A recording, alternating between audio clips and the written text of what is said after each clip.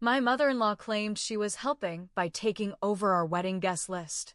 I just added a few more people, she smirked. When the day arrived, more than half the guests were her friends. My speech during the reception made her regret every decision. Planning a wedding is supposed to be one of the happiest times in a couple's life. For my fiancé, Jake, and me, it started that way. We were high school sweethearts from Austin, Texas, and after 10 years together, we were finally ready to tie the knot. We envisioned a small, intimate ceremony with our closest family and friends. Little did we know, Jake's mother, Margaret, had other plans. Margaret had always been a force to be reckoned with. A retired school principal, she was used to being in control and having things her way. From the moment we announced our engagement, she expressed her desire to be involved in the wedding planning. Wanting to maintain a good relationship, I welcomed her input, hoping she would respect our wishes for a modest celebration. Jake and I sat down with both our families to discuss the guest list.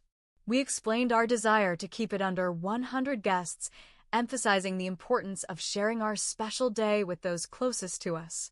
Margaret nodded in agreement, but I noticed a glint in her eye that made me uneasy. A week later, Margaret invited me over for tea. As we sat in her impeccably decorated living room, she handed me a list. "I've taken the liberty of adding a few names to your guest list," she said with a smile. I unfolded the paper and felt my stomach drop. There were over 50 additional names, many of whom I didn't recognize. "Margaret, this is quite a lot of people," I said cautiously. "Jake and I were hoping to keep the wedding small." "Nonsense," she waved her hand dismissively. "These are important people in our community. It would be rude not to invite them." I felt cornered. Not wanting to cause a rift, I told her I would discuss it with Jake. That evening, I showed him the list. "This is ridiculous," Jake said, frustration evident in his voice. "We can't afford to host this many extra people." "I know," I sighed. "But how do we tell her no without causing drama?" Jake decided to handle it, assuring me he would make her understand. The next day, he spoke with his mother, explaining our budget constraints and our desire for a small wedding. Margaret seemed to accept it, and we thought the issue was resolved. Invitations were sent out, and RSVPs started coming in. To our surprise, the numbers weren't adding up. We were receiving confirmations from people we hadn't invited. Confused, I reached out to one of Jake's cousins. "Hey, I noticed your friend RSVP'd to our wedding." "I don't recall sending them an invite," I said gently. "Oh," Margaret sent out a few extra invitations. "She said it was all approved," the cousin replied. I felt my blood boil. Margaret had gone behind our backs and invited her friends without our consent. Jake was livid. He confronted his mother, who didn't see the problem. "I was only trying to help," she said innocently. "You want your wedding to be memorable, don't you?" "Mom, this is not your decision to make," Jake said firmly. "You've overstepped." Despite our protests, the damage was done. We couldn't uninvite these people without causing a scene, so we reluctantly adjusted our plans to accommodate the additional guests. Our dream of an intimate wedding was slipping away. The wedding day arrived. As I walked down the aisle, I scanned the crowd. More than half the attendees were Margaret's friends. I felt like a guest at my own wedding. The ceremony went smoothly, but I couldn't shake the feeling of resentment. During the reception, it was time for speeches. Margaret had, of course, insisted on speaking. She took the microphone and began a long-winded speech about the importance of family and community. I plastered a smile on my face, but inside, I was seething. When it was my turn to speak, I took a deep breath and approached the microphone. "First, I want to thank everyone for coming today," I began. "It's truly heartwarming to see so many of Margaret's friends here to support Jake and me." There were a few chuckles, and Margaret's smile faltered. "Planning this wedding has been a journey," I continued. Jake and I had envisioned a small gathering with our closest loved ones. But, as you can see, plans changed. I glanced at Margaret, whose face was turning red. While it was unexpected, We are grateful for the opportunity to meet so many new faces today. It just goes to show how important it is to have open communication and respect boundaries when planning such an event. Margaret looked down, avoiding eye contact. Nevertheless, we are thankful for each and every one of you and hope you enjoy the evening. The room was silent for a moment before polite applause broke out. I stepped down, my heart pounding. Jake squeezed my hand, a proud smile on his face. After the wedding, Margaret was noticeably subdued. She never directly apologized, but her actions spoke volumes. She became less involved in our affairs, giving us the space we needed as a newlywed couple. Reflecting on the experience, I learned the importance of setting boundaries and standing firm. While it was a challenging situation, it brought Jake and me closer together and taught us valuable lessons about family dynamics and communication. Our wedding wasn't the intimate affair we had dreamed of, but it was memorable in its own right. And as for Margaret, she learned that sometimes helping isn't helpful at all. So after the wedding, I thought that was it. I figured maybe Margaret got the message. Maybe that awkward silence during my speech hit her harder than we thought. For a few weeks, she was quiet. Like, unusually quiet. No sudden visits. No surprise group dinners. No texts asking if we needed tips on married life. Honestly, it felt peaceful. But that peace didn't last long. It started small. Jake and I were setting up our apartment, hanging photos, arranging furniture, organizing the kitchen. One Saturday afternoon, I opened a drawer to find a set of fancy silverware I'd never seen before. I asked Jake, "Did you order this?" "No," he shrugged. "Looks like Mom's taste, though." That's when I noticed a card tucked behind the utensil tray. It was handwritten in her perfect cursive, just making sure my son eats with dignity. Love, Mom. Okay, weird. A little passive-aggressive, but harmless. We brushed it off. Then came the unexpected visits. One morning, I was still in pajamas, coffee in hand, hair a mess. Doorbell rings. Margaret. Standing there with a giant basket of homemade muffins and a list of essential weekly tasks for a happy household. I didn't let her in. I told her we were busy and gently closed the door. She texted Jake later, "I don't think she likes me in your home. We need to talk." I read that text over Jake's shoulder and laughed out loud. But deep down, I knew it wasn't funny. She wasn't done. Not even close. About a month later, my sister called me, furious. "Why am I hearing from your ML asking for my RSVP for a baby shower?" I froze. "Wait, what baby shower?" She sent me a screenshot. Margaret had created a Facebook event titled, "Celebrating the Next Chapter. Baby last name." Except I wasn't pregnant. Not even trying. Not even thinking about it. My birth control prescription hadn't even run out.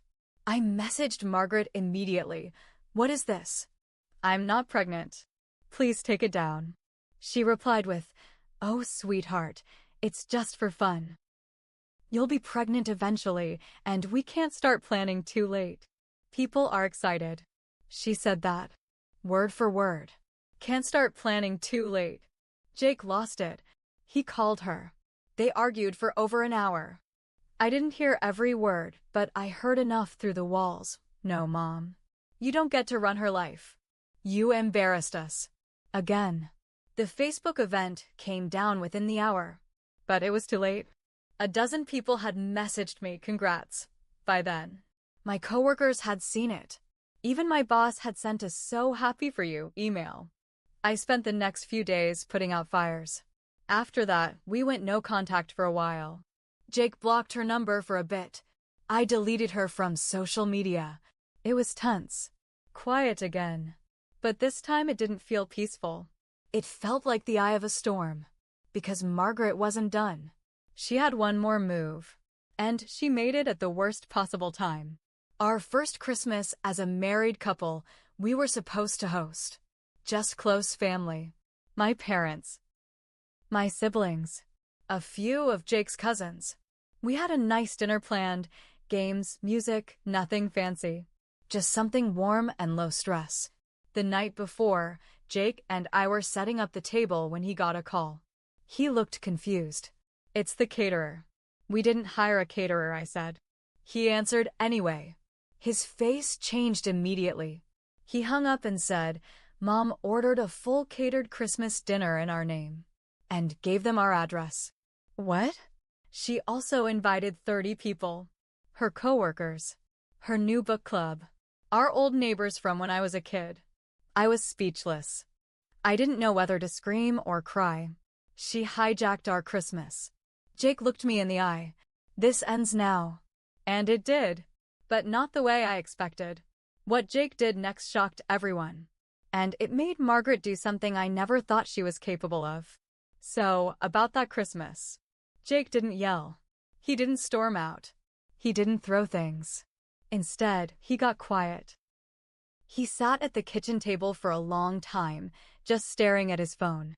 Then he stood up, walked to the living room, and calmly said, "We're not doing Christmas here. Not anymore." We packed everything up. The food we made, the gifts under the tree, the decorations gone. We drove over to my parents' house that night and told them what happened. My family was more than happy to host. We spent Christmas morning cozy and calm, drinking cocoa and laughing. Then the doorbell rang. It was Jake's cousin, Megan. She looked confused and kind of panicked. "I just left your house. There are 30 people standing in the cold with store-bought casseroles and wine bottles." Jake nodded. "Yeah, I know. That's what happens when someone plans an event without asking." Megan blinked. "Aunt Margaret is losing it. Like, full meltdown. She said you're ungrateful. That you humiliated her in front of the community." I was about to say something when Megan interrupted me. She also said something else. "She's telling people you're pregnant." Again. I just stared at her. She told everyone this Christmas was a surprise reveal. Said she expected a baby announcement at dinner. That's why she invited so many people. I almost dropped my mug. Jake turned pale. "What the hell?" I whispered. "She even printed fake sonogram photos," Megan added. They were on the table, in little frames. Let me be very clear, I was not pregnant. No plans to be pregnant. No conversation about it with Margaret. Nothing. We sat there in shock. Megan left to try and explain the situation to the guests, and Jake picked up his phone. He unblocked his mom's number and sent a short text, "You need help. Do not contact us again until you're ready to apologize. And no more lies." We didn't hear back. But the lies didn't stop. 2 days later, my coworker pulled me aside at the office. "Hey, I just wanted to check in. I ran into Jake's mom at the store last night. She told me you guys were having some health issues and asked for prayers." I froze. "What health issues?" She said, "You'd lost the baby." I almost vomited right there in the break room. Jake drove straight to his mom's house that night.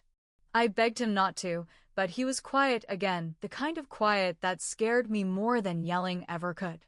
He came back an hour later. His knuckles were red, not from a fight, but from how tightly he'd clenched his fists the whole time.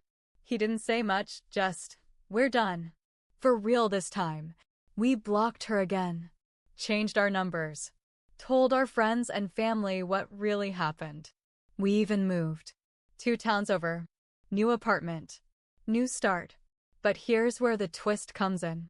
A few weeks after the move, Jake got a letter in the mail. Handwritten. No return address.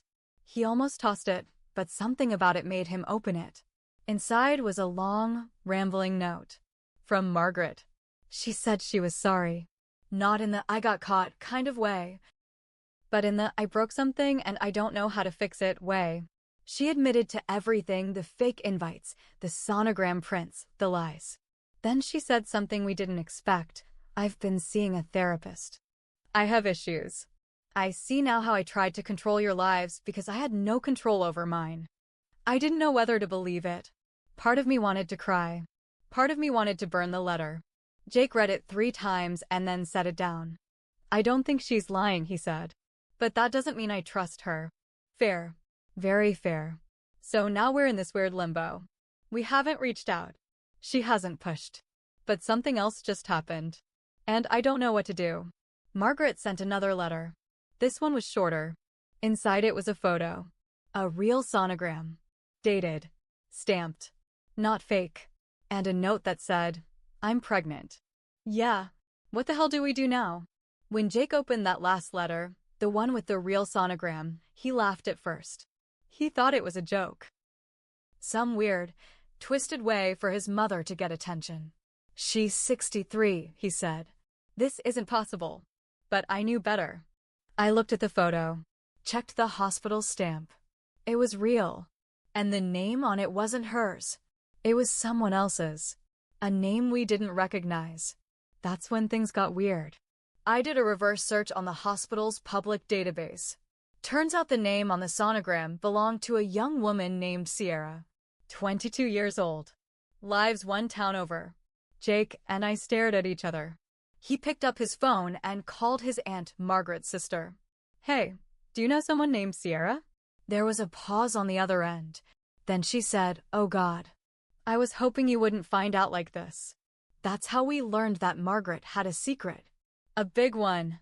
About 8 months earlier, right when she was crashing our wedding, she had started dating a much younger man.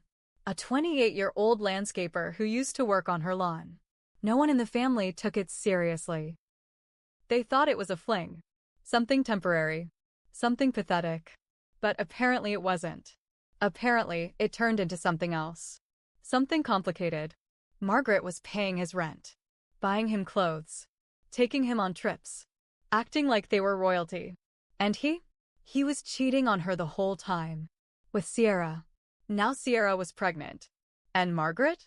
She'd found out and snapped. Instead of confronting it privately, she spiraled. Started telling people she was the one having a baby. Stole Sierra's sonogram photo from the guy's Facebook and mailed it to us as some sick way to stay in our lives. It was delusional. Sad. But also dangerous. Jake and I were done playing nice. We went public.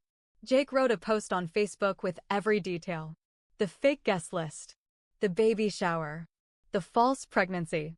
The stolen sonogram. The emotional manipulation. Everything. He tagged her. Tagged her friends. Tagged the church ladies who kept asking me for baby updates. He ended it with this. "This woman hijacked our wedding, lied about a grandchild, and spread rumors that my wife had a miscarriage. She needs help. But until she gets it, she is not welcome in our lives." It went viral in our town. People were stunned. Some defended her. Most didn't. Then came the final nail. Sierra messaged me. She said, "I had no idea she was using my pregnancy like that. I'm sorry. I didn't even know she knew." Then she dropped the bomb. She paid me $500 to take a photo of my sonogram and leave it on a park bench for someone to find. I thought it was weird. But she said it was for an art project. I printed the message. Sent it to Margaret. No words. Just the screenshot. She tried calling. We didn't answer. She sent letters. We returned them. Eventually, someone told us she had a breakdown. Ended up in a rehab facility. Not for drugs, just for her mental state. She wasn't stable anymore. Couldn't hold on to the lies. Couldn't keep up the act. Jake didn't cry. Neither did I. We felt free. And here's where I admit something. I should have spoken up sooner. I let it build. I let the lies pile up until they crushed her. I kept peace instead of setting boundaries. I avoided conflict until there was too much damage to fix. So yeah, she made her bed. But I helped fluff the pillows. Now, we're happy. Really happy. No fake sonograms. No surprise parties. No uninvited guests. Just peace. And a deep, deep lesson about what happens when you ignore red flags for too long. Sometimes, people don't change. But you can, and that's enough.